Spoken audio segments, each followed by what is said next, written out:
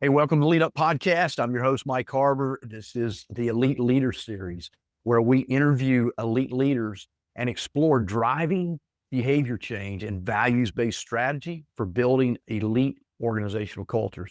Elite leadership is not about power. It's not about position. It's about character and capacity. Elite leadership is the ability to lead with unwavering integrity, exceptional vision, and a deep sense of responsibility toward uplifting others. It's not defined by titles or status, but by the capacity to make meaningful decisions rooted in empathy, inspire others to exceed their own potential, and foster a collective sense of success. Elite leaders are those who combine character with competence, balancing strategic thinking with commitment to doing what's right. It's about creating a lasting impact, empowering others to grow, and leading in a way that transforms challenges into opportunities. Today, we're joined by an elite leader, Anney Perrine, who's a partner and the Senior VP of Growth at Palm Health, and she brings firsthand experience in navigating the demands of culture, talent development, leadership capacity into a competitive industry. Anney is partnered to build a business on the conviction that investing in people unlocks sustainable revenue and team performance, making this a timely discussion for executives facing similar scaling pressures that we face right now. Anney, welcome to the Lead Up Podcast, our Elite Leader Series. I'm so glad to have you. Let's start connecting your path a little bit to where you stand now. Tell us a little bit about Palm Health and what you all do there, and then just walk us through those key steps of your journey to this place where you stand right now as the Senior VP of Growth, and then how that the belief in values-based leadership being an essential driver in building this growth and building this company and team that y'all built. Yeah. First of all, Mike, I'm honored to be here. Thank you so much. Palm Health is a premier longevity and wellness club, and we're really here to merge your entire health and wellness experience, no matter where you are on the health spectrum. So we're combining concierge medicine, functional medicine with an integrative approach. We have more services and providers under one roof than anywhere in the country, probably than anywhere in the world. And that allows us to create personalized programs, medically directed personalized programs, where each person can achieve and sustain optimal health. So some people come to us and they have chronic issues, maybe diagnosis or just chronic symptoms. Some people come to us just concerned about their risk factors. And a lot of people come to us because they just don't feel that they're getting enough time and attention from a provider in the traditional medical system. Yeah. So we really work to see each person as an individual, understand not only where they want their health to improve, but also some of their goals for achieving optimal health, and then building a sustainable, meaningful plan to get there. So we're celebrating our 10-year anniversary this year, which is really Right on. exciting. Yeah. And one of the key things to know is when we decided to do this, really there was zero market awareness. Nobody was doing this. And we've really been leaders in that space, which is very exciting. Yeah, I love that. And tell me a little bit about how you got in the space, and then I want to talk about just kind of leadership and culture a little bit. How did you get here? Because in my experience, wellness type organizations like that, they're like this, they're small. They start two or three people, right? Maybe a chiropractor or a physio med, something like that starts it, but it doesn't really grow. And I want to get into that in just a minute, but just tell us how you got here. What got you into this business? Sure. We have a nonprofit component called Anthropedia, and we actually launched Anthropedia in 2004. And part of what we did with that was build sort of a research base of the Anthropedia Institute and brought together leading minds from all over the world to contribute their research on various aspects of well-being to our sort of think tank, if you will. And from that, we developed programs that help people really identify their own values, understand their temperament and their character, understand their meaning and purpose in life, and give them tools for lifestyle and behavior change to improve their life. And one of the biggest things that we know is that lifestyle and behavior change is difficult. So it Yeah. takes not only a lot of education and a lot of support, but then also a lot of tools. And we wanted to bring this approach into the healthcare space. So I actually worked for Anthropedia early on and was an outreach coordinator for them. I also got certified as a well-being coach through Anthropedia and spent time coaching in New York City. And when we decided to open Palm 10 years ago, I came on board to head up our membership growth. So we are membership based, and that gives us the opportunity to develop long-term relationships with our clients, give them a sense of being at home and continuous support. And so when we decided to open in April of 2016, I moved to St. Louis, helped build out a lot of our programming, and since then have moved into overseeing marketing as well as membership sales. That's great. I love that. Love that you're celebrating 10 years. I know I've been self-employed, have my own business for 20 years in March of 26. And I know how hard it is to sustain, right? And grow and keep something going for that long. So I celebrate your sustainability, your growth. I want to talk about that a little bit in a minute as well. And I also love how when you talked about this nonprofit, Anthropedia, bringing values, like personal values in that. I interviewed a guy named Robert McPhee, a few weeks ago, February 6th, 7th, I think is when we aired that podcast. We publish every Friday just recently, but he talks about the importance of, he wrote a book, Living a Values-Based Life. And that's what y'all talking about, bring your values in.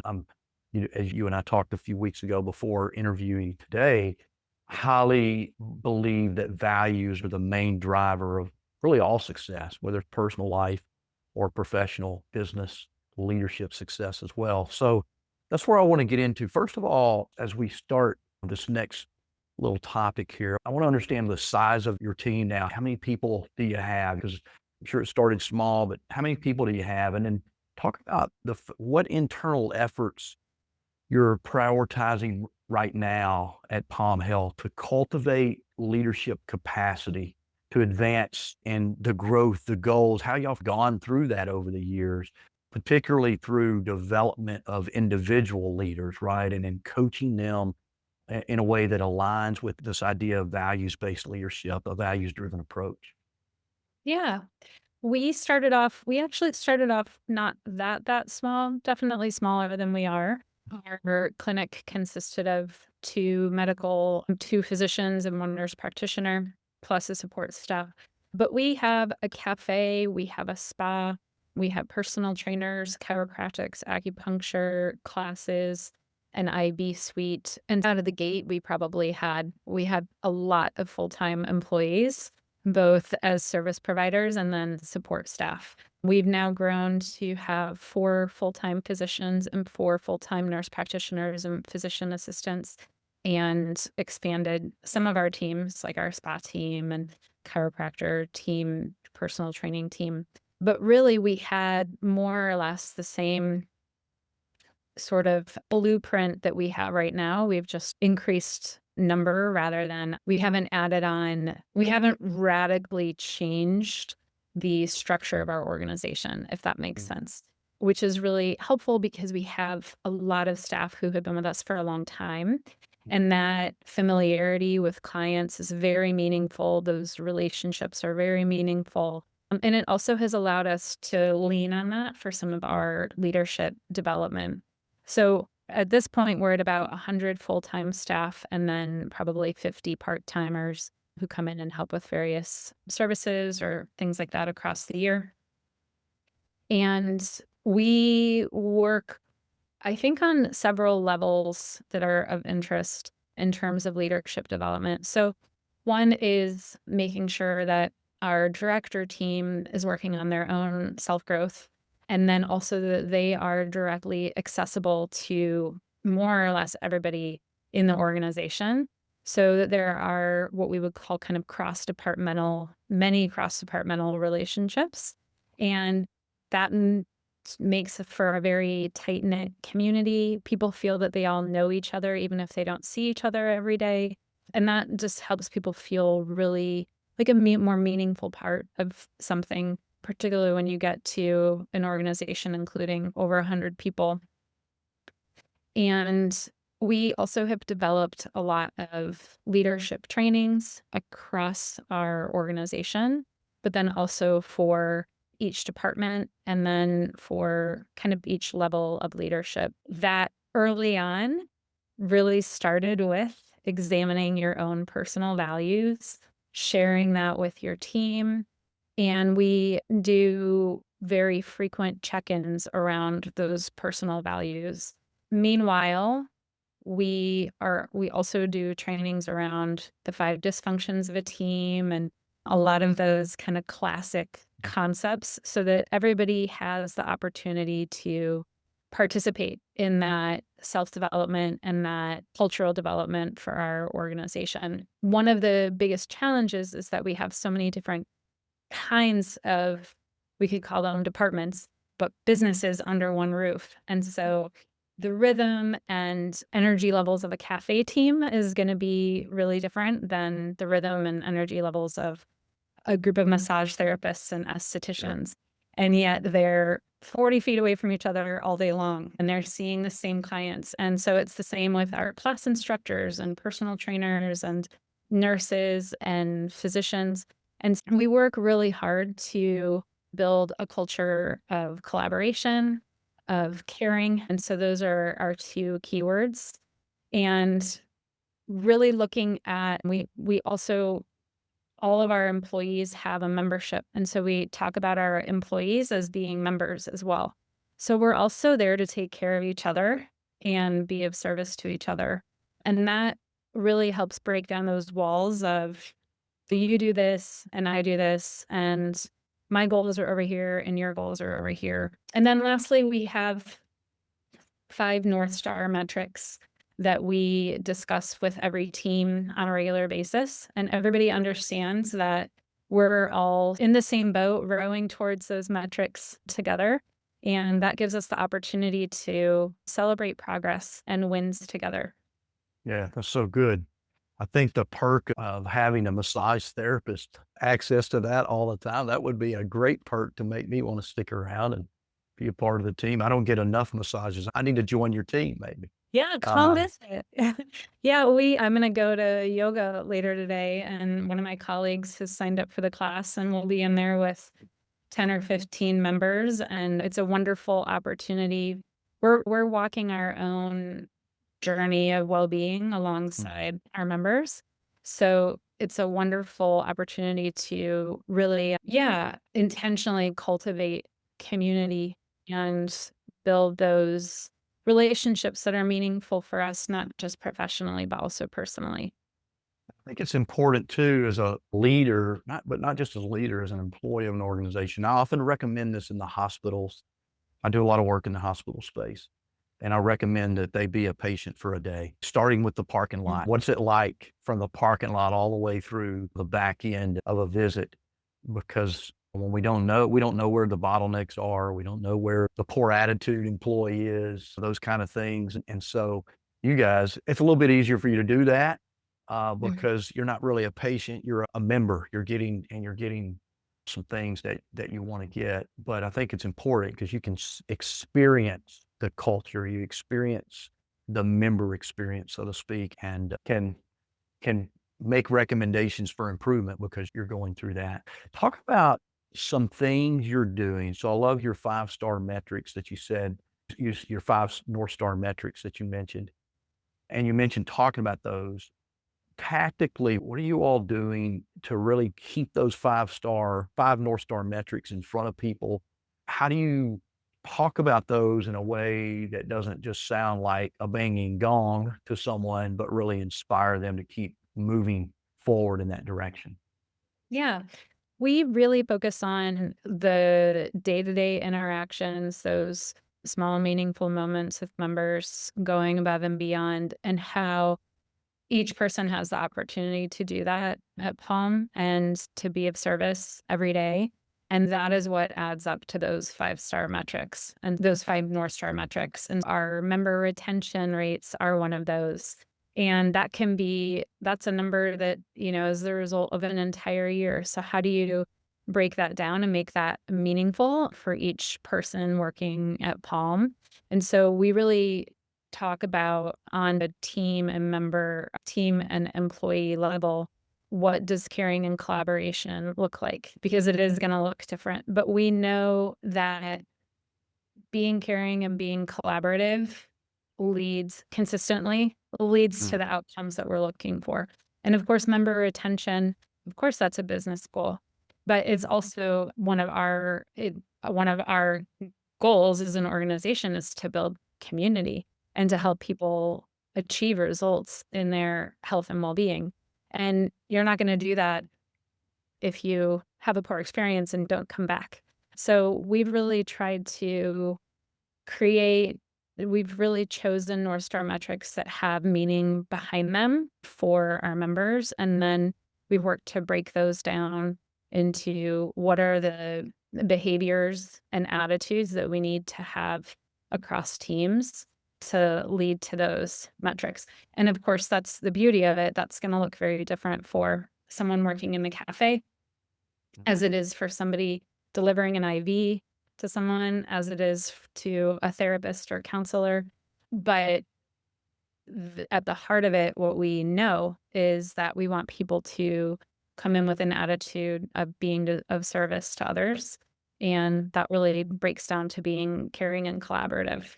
Yeah, love that. I love that I you don't know if said I answered your question. no, you did. That's good because I'm a believer in leading indicators, right? You said we really Mhm. focus on care and collaboration, and that leads to other things, right? Those are leading indicators. If we do that enough, again and again, it leads to great outcomes. But too many organizations, too many leaders focus on the result Mhm. without really understanding what's driving that result. And it's often the behaviors, the attitudes, the values that you speak to. And we have to talk about those a lot so people really understand what it looks like and how we show up on a daily basis. I love that you're doing that. You talk about member retention. I want to shift a little bit to employee retention. Talk to us Mhm. about however you want to share it, your employee retention or your turnover and what you guys do in your organization to keep that at a minimum because it's so hard to find great people or to keep great people, especially. What do you guys do to do that to keep that revolving door from being a problem?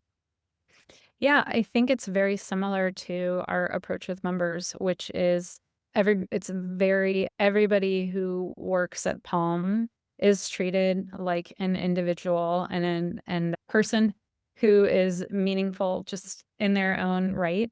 We have really strong retention across our core teams. And there are teams where every single person on that team has been part of Palm since we opened, which is pretty amazing. Yep. Our leadership, for the most part, has been with us since we opened, which also helps with creating that stability across the organization where, that sends a really strong signal when we're recruiting that the same team who came together to get something off the ground is the same team 10 years later, making sure that the ship's going in the right direction and bringing the right people aboard. We do a lot of cross-team communications and events. We do a lot to celebrate our teams, and we do a lot of that on an individual level, and we do a lot of that on a team level, and we do a lot of that on an organization level. And so there really isn't on the one hand, there's nowhere to hide at work at Palm because everybody wants to it's a community. But on the positive side of that, you really do build very strong bonds, even with people who might not be in your department. I think a big part of what it comes down to, Mike, is that people come there and they're attracted to work there and to continue working there because they share the same values. And so, one of the things that we do in our hiring process is we do a personality assessment. It's called the Temperament and Character Inventory.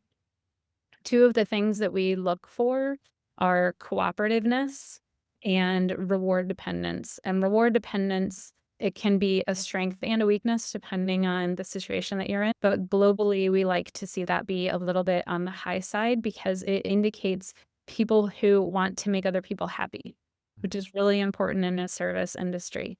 And so when you get 100 people together with all different talents and specialties who want to help other people and make somewhere the best it can possibly be, it's a pretty special place. And we've had people leave because they're interested in a different opportunity and they come back and say, the culture is nowhere near what it is at Palm. And so I really believe that a lot of it, we're very deliberate about knowing our employees well, making sure that they feel tied to the vision and the mission, making sure that they feel a part of the community, making sure that they understand that they're making a difference. But I also think it really starts very upstream with attracting the kind of people who want to be doing what we're doing and want to be working in a place that's very collaborative and caring. I love that. I don't know. Have you read my book? I think I sent you a copy of my book. I don't know. Did you get that yet? I didn't, but I'm gonna make sure that you have my address. Yeah, I thought we had that and sent you one. I'll make sure if you didn't get it that we get one in the mail. But I love the word attracting, right? Because I write about so I wrote a book called Quit Losing Talent and 4 key strategies. One of the strategies is attraction, which many organizations call recruiting. I like to call it attraction, which you just used, because I believe we attract people who are like us, right? We attract people who are our culture is like a light. It attracts people that want to be part of that type of culture. It's a differentiator. You mentioned that our people are differentiators for us in the interview process. So I love that term attracting. We're attracting people that want to come to work here. And that helps you be more selective, number one. But let's talk about the selection process. How do you weave in your values? I love the idea of the talent and character assessment, I think is what you said. But I love the idea of that. But how do you weave in your values to that selection process to make sure, because I'm a believer we can work with anybody if there's a values match. If there's not, we're going to have trouble, right? Talk about that a little bit and where you weave in and work your values into that selection process as well. Mm-hmm. And I'm not the director of people and culture, so I don't know all of the steps as well as she would. But we really try and represent these important elements of our culture and our community right up front, and really talking about we are caring, collaborative leaders committed to service excellence. That's our, I'm not using the right word. Your mantra. Yeah. Yes, that's a good word for it. I was gonna say like our tagline, but it's really, yeah, our kind of our words to live by and what we really draw upon whenever we're talking about our value or our values for our staff. And you're not gonna get very far in the interview process with us without knowing that's what we're all about. And when I interview people for our navigator team, which is our membership sales and service team, which is a really critical team at Palm, I will oftentimes say, I'm ready to, if I'm going to say something that might scare you off. And if it does, then you know that Palm's not the right place for you. But this is a place of incredible collaboration.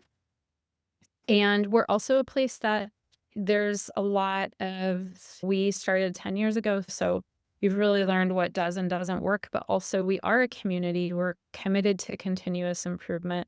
And so you do have to be willing to be adaptable. We're not going to be an organization that's going to have a structure or a whole bunch of SOPs that are never going to change. And so to work in this environment, you need to be really willing to adapt to other people and collaborate with them, but also understand that we're going to challenge ourselves over time to continuously change and improve. And that's not the right fit for some people. But if we're really listening to your point of walk through and be a patient, if we're really listening to our members, they're going to have some great ideas. They're going to have some excellent insights. And as we change over time as an organization, they're going to bring things to the forefront that we're going to want to say, yes, let's do this. Let's make this change. And you have to build a team that shares that value as well. So I think you're right. In the end, it is very much about attracting around your values and then making sure that you're also, it is a two-way street and you're listening to your team tell you, hey, I think these are things that can be improved, or this is what is meaningful for me, or can we do something a little bit differently? And also be a leader who is modeling that organizational value. Yeah, this is so good. Lead Up listeners, you're listening to Anney Perrine, who is literally living out what we believe about elite leadership and the strategies and tactics behind quit losing talent.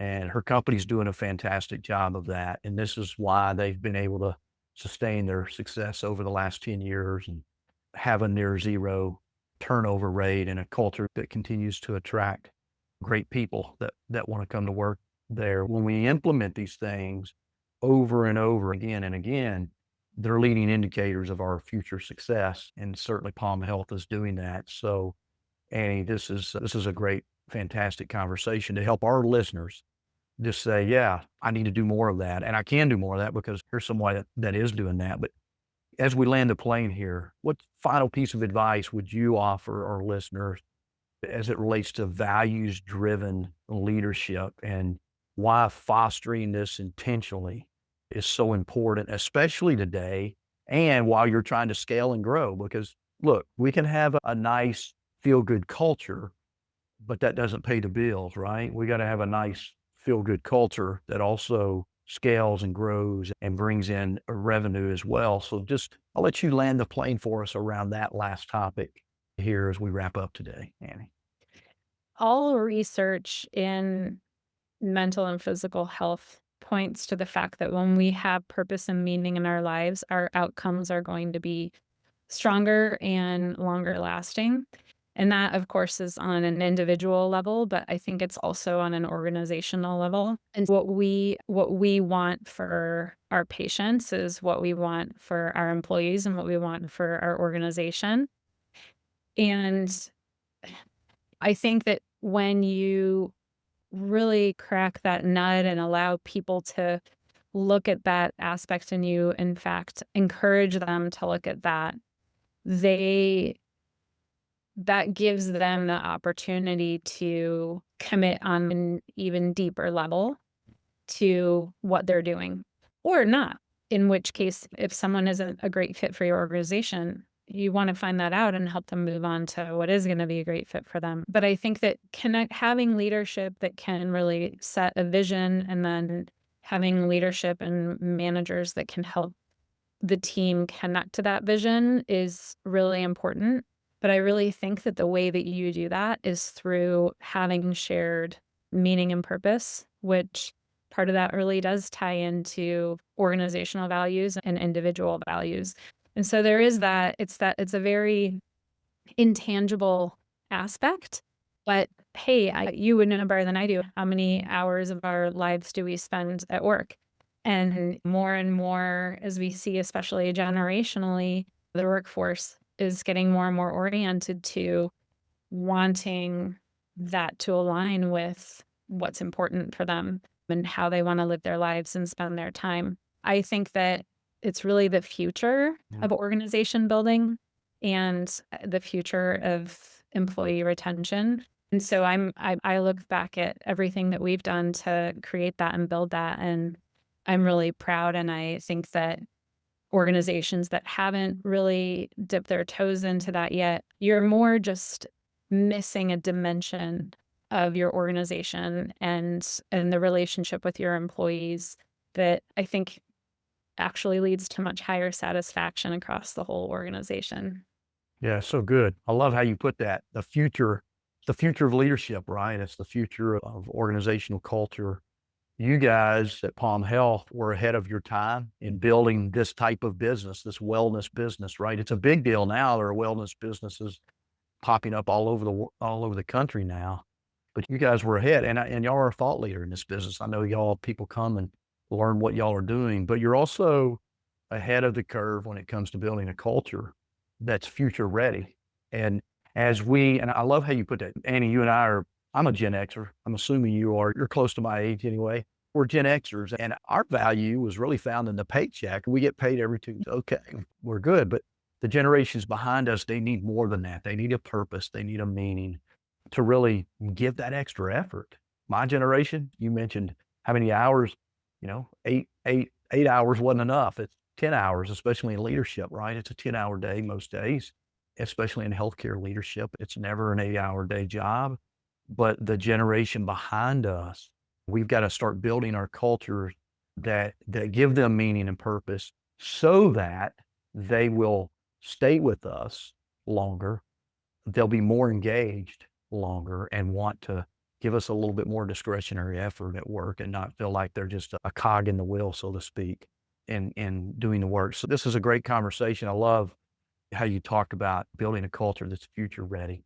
So Annie, I just want to thank you for your time today and the insights that you shared. The Lead Up listeners that are tuning into this are going to learn from you, and I want to make sure they know where to find you. So how can they learn more about you and your Palm Health and maybe some of the things that you guys are doing real quick? Sure. Well, our website is palmhealth.com, and there's a lot of information there about what we do and how we do it. I'm on LinkedIn, so I assume my name will be printed somewhere that people can see. Would be happy to hear from anyone. And yeah, I really appreciate you being able to talk today, Mike, and love what you're doing and how you're encouraging leaders to grow. Yeah, thank you so much. It was great having a conversation with you. For more episodes, first of all, for more about Palm Health and what they're doing, the culture they're building, palmhealth.com. You can find Anney Perrine on LinkedIn. Look for her name in the title of the podcast, but also in our show notes so you can find her link. We'll actually drop your LinkedIn link in the show notes, Anney. And then for more episodes of the Elite Leader series and our Lead Up podcast, visit www.leaduppodcast.com or go to harborresources.com to learn more about what we do in helping build cultures where people want to stay. And until next time, lead higher, influence greater, achieve beyond. Thanks so much, Anney. Thank you.